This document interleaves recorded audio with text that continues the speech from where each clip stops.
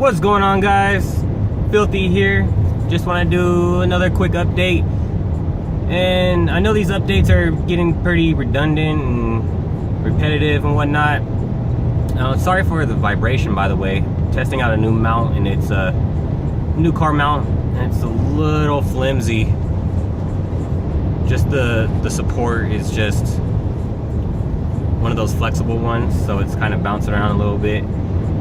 But going back and forth between the company I got the engine for, which they've been nothing but nice and nothing but cooperative and willing to do what they can do to to help out with the situation. If you don't know, I have a 97 Miata 1.8, and it was not taken care of properly from the previous owner. So when I went in there and did a minor tune-up, did some spark plug wires, oil filter, drain the cooling system, add fresh coolant, oil, all that.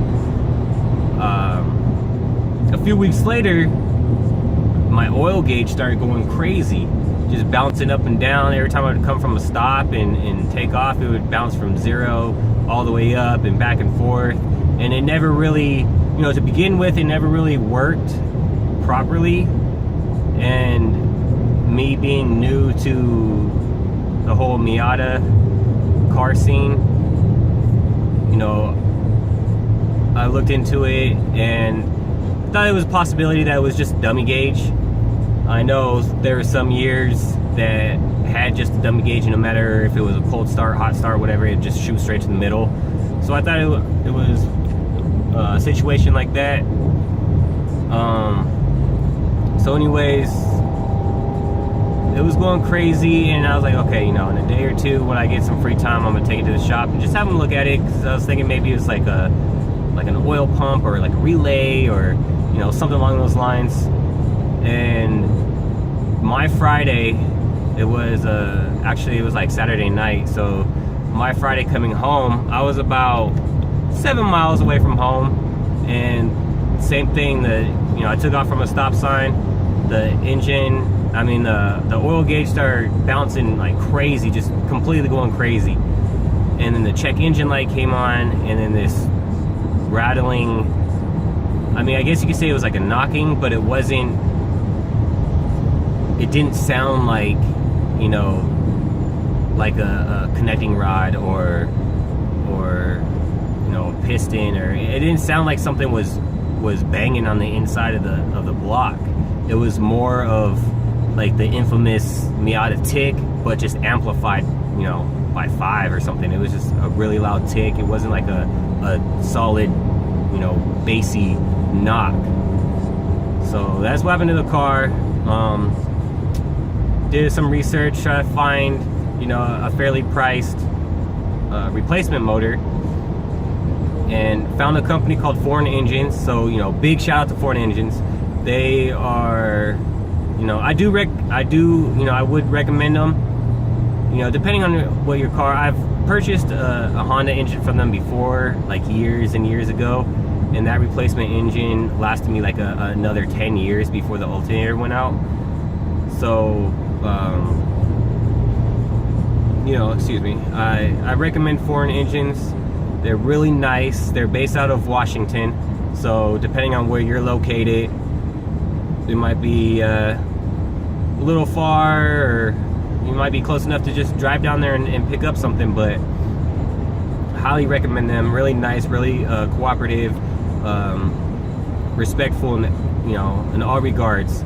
So I ordered an engine from them, and since it's coming up summer, I had to save up some summer money and everything. So shopped around for a shop, found one that was advertising at a certain price for engine swap.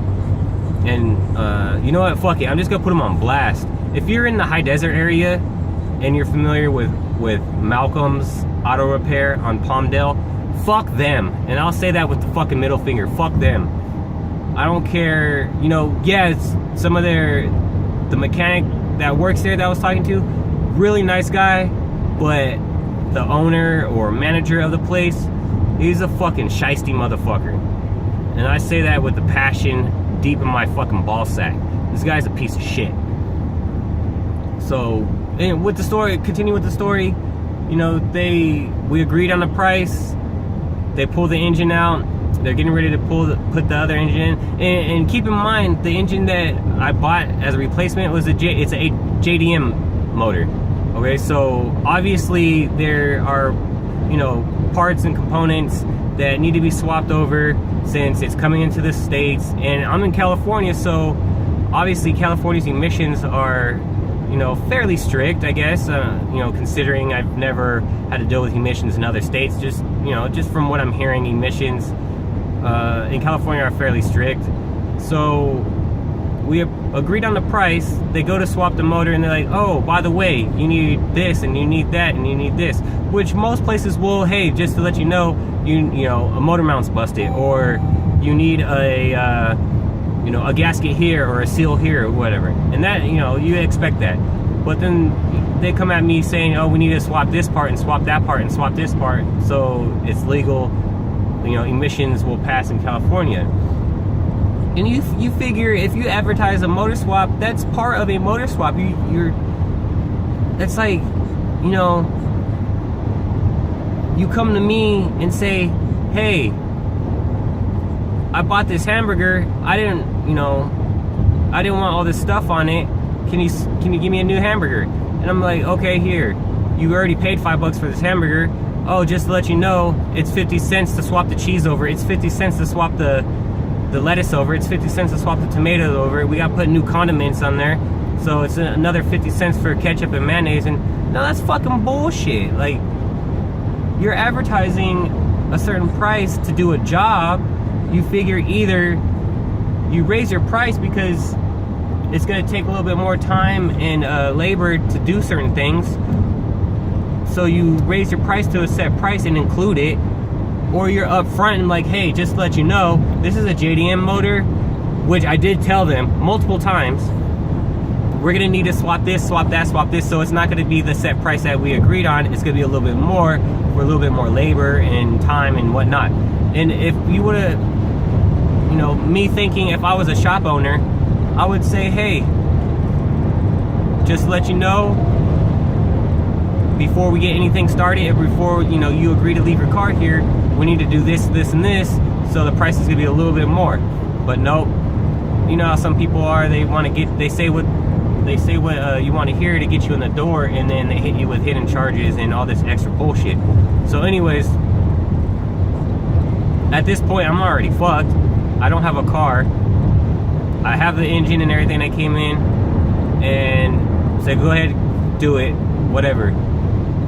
And they get it done on the day they said they were gonna get it done. They called me in the morning saying, hey, we got it started, we got it running, you know, compression's good, all this is good. And so I'm fucking excited, like finally my car is gonna be in running order. And then 45 minutes before I go to pick it up, and keep in mind, I have to work. I have to drive from Victorville to Riverside to go to work. And 45 minutes before that, like, hey, one of the cylinders dropped compression. It's at 119 PSI compared to 170 that the rest of them are. And the engine's knocking. So I'm like, how the fuck? I bought an engine that had, you know, it is a used engine. Don't get me wrong, I didn't spend $1,700 on a new engine, which at that point I'm thinking I should have. But, you know, I got an engine with roughly around 40,000 miles on it. Well, they said, you know, they told me it was like between 60 and 70 kilometers, which I'm guessing is around, you know, somewhere between 40 and 50 miles. So there shouldn't be any major issues with it. So at this point, they're just like, you know, we don't know what it is. So I contact the engine company, have them go back and forth with the shop, and they're like, oh yeah, we can, you know, try inspecting this, inspecting that, take the belts off, crank the engine, yada yada, all this stuff. And they're like, no, we refuse to do this. We don't need some third party telling my mechanics what to do. Yada yada yada. Just being really hostile. And at this point, they're just like, give us more money to fix it or get the car out of here. So I said, you know what, fuck it. I'm not giving these dickheads more money. They already screwed me over. So got a tow truck. Got the car on the tow truck. And also went and picked up the engine that they took out in the first place. Since I supplied the engine, they were trying to say that I needed to pay a $150 core charge for an engine I supplied. That was my engine. I brought you my engine, so that was another fucking argument right there. So picked up my engine that came out of my car in the first place, and swear to God, went directly across the street. And I say that in a weird way, directly, because it literally was directly across the street from this shop. To the first shop I was going to take it to in the first place, who's already done some exhaust work and stuff for me. So I have them do a diagnostic and have someone take a second look at it, and come to find out the engine was bad. And I mean, there's just so much other shit. It's like, come the fuck on. But I'm on my way to work, so I'm gonna take a pit stop real quick and stretch, and I'll be right back with you. All right, I'm back, my bad. So, where was I? Oh yeah, so taking it to the second shop, have them take a second opinion, have them take another look at it, and they couldn't even get it to crank to begin with. And the first shop said that they could get it started, but it won't stay on. And there's no reason why low compression in one cylinder would cause the car, not to run enough to at least drive it across the street. I've had a car that had really bad sparking issues and compression issues in one cylinder, and I still was able to drive that car back and forth to work. Yeah, it's not the best thing to do by any means. Probably not the safest either, especially when this car would stall out at low RPMs and sputter at times when you try to get on it. But it still ran. It ran, fine enough to get me back and forth to work. And that's up and down the Cajon Pass. So, second shop, go to find out the spark plug wires were in the wrong order. The timing was off. There was no coolant in the system at all, and the oil was, from what they determined, was put into the engine, early enough. No, not even. The oil was put into the engine like soon, sometime before I picked up the car. So they didn't even run the engine with the fresh oil in there. So now I got on the phone with the engine company, verified that the engine was bad, and now they're shipping out a second engine, and they are kind enough, Foreign Engines is kind enough to give a labor warranty, and they're going to provide a certain amount of dollar bills to help cover at least half of the labor. So,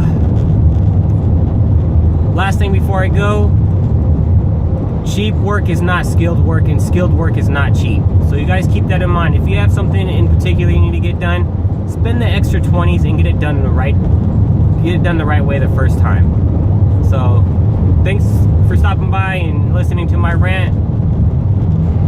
Subscribe, hit the like button, and I'll catch you guys on the next video, and hopefully it'll be the homecoming of Letty, the Miata. So, thanks guys. Love you all. Stay tuned for more. Woo! Later.